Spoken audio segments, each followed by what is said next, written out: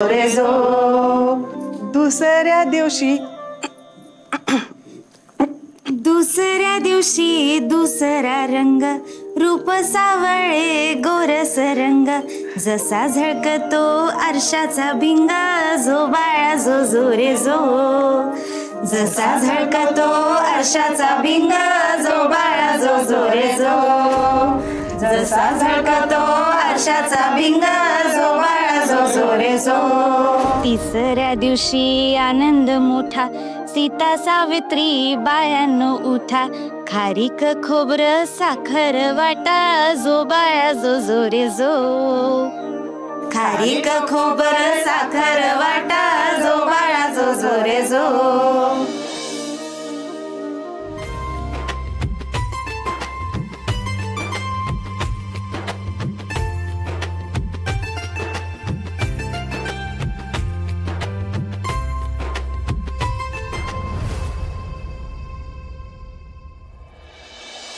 राणे, अगं काय सांगू तुला, जेवतो माणूस ना तुझीच आठवण काढत होता. सारखं आपलं राणी पाहिजे होती, उगाच सासरी गेली, असंच चाललं होतं बघ सगळ्याच. ही पहिले कृष्ण जन्माष्टमी असेल ना जेव्हा मी तिकडे नाहीये. लेकच तरी वाटतंय मला पण. अगं येडी आहेस वे पोरी.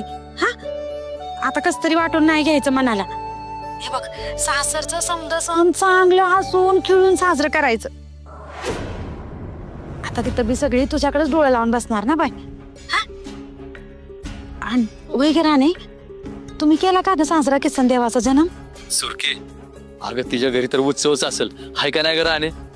आणि आपली राणी सूर म्हणून समधीकडे फिरत असेल.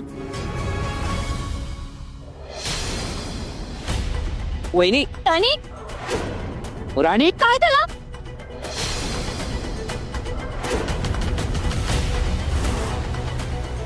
मिळाला.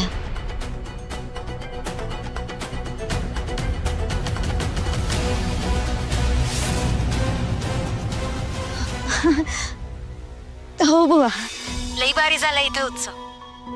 सगळे लोक एवढे मायाळू आहेत ना, सगळ्या आनंदात पार पडले. आनंदानं हसून हसून आता माझे गाल दुखायला लागले.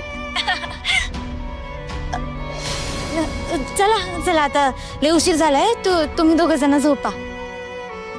लय वेळ जागत बसू नका. ठेवू? वय वय ठेव. आणि काळजी घे बाई स्वतःची. हो.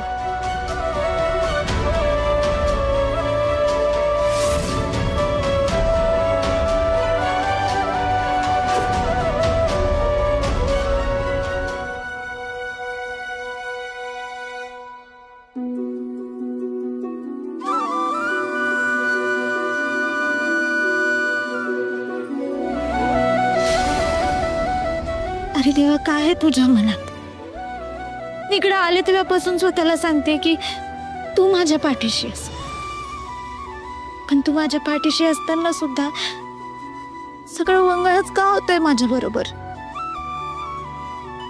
अरे असा काय गुन्हा केलाय मी? असं काय पाप केलंय ज्याची शिक्षा तुम्हाला रोज देतोयस? ही रोज माझ्या आई भाऊंना सांगते की मी इथं सुखात आहे, पण इथं रोजच निखाऱ्यांवर चालावं लागतंय.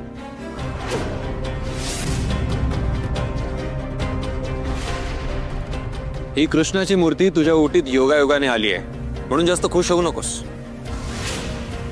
तुझ्या पोटी कधीच कृष्ण जन्माला येणार नाही, कारण मी तुला बायको म्हणून कधीच मान्य करणार नाही.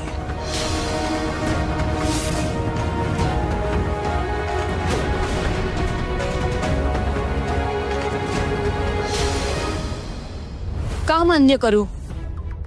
त्या अवलक्षणी पोरीला मी माझ्या घरची सून म्हणून का मान्य करू? तुमचा हा हट्ट मी कधीच पूर्ण होऊ देणार नाही, लक्षात ठेवा. माझा हट्ट तुम्ही माझा हट्ट पूर्ण करा नका करू, मला काही फरक पडत नाही. पण माझी प्रार्थना तो वरचा करता करविता ऐकतो आणि मान्य हे करतो. हो, म्हणून तर तो बाळकृष्ण राणीच्या ओटीत गेला. मला ती तुमच्या इच्छेनं काहीच होणार नाही, कारण देवाच्या इच्छेपुढे कोणाचं काहीही चालत नाही.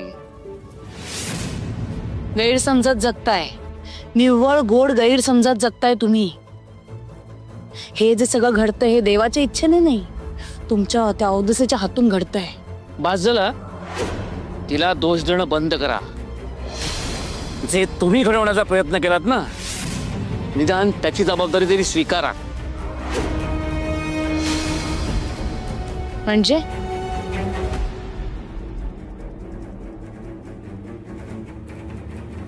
महागड्या ब्लाऊज पीसच्या ओटीत तो बाळकृष्ण तुम्हीच ठेवलात ना. हो मग कारण तो तुम्हाला उर्मिलाच्या ओटीत घालायचा होता. काय बोलताय तुम्ही? जे तुम्ही ऐकताय तेच. मालती, खोटं बोलण्याचा अजिबात प्रयत्न करू नका. शेवटी देवाच्या मनात जे आहे ना तेच घडणार आहे, आणि तेच मी कोड मानून घेईन. आणि घडलंही तसंच. जे देवाच्या मनात होतं, जे माझ्या मनात होतं. तुमचा आता जो संताप होतोय ना, कारण सगळं तुमच्या मनाविरुद्ध घडतंय. तुमच्या मनातली घाण बघून तेव्हा माझी चिडचिड झाली होती. म्हणजे बाळकृष्ण तुम्ही बदललात, हो ना?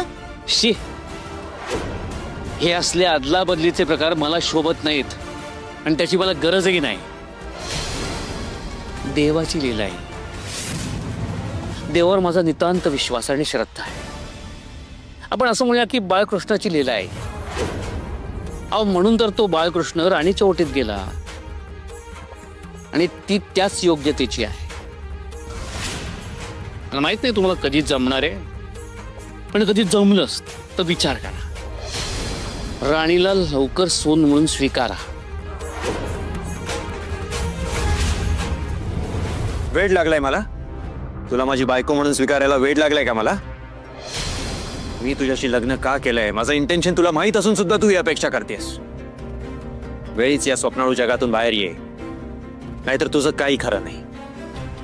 कारण हे कधीच पॉसिबल होणार नाहीये.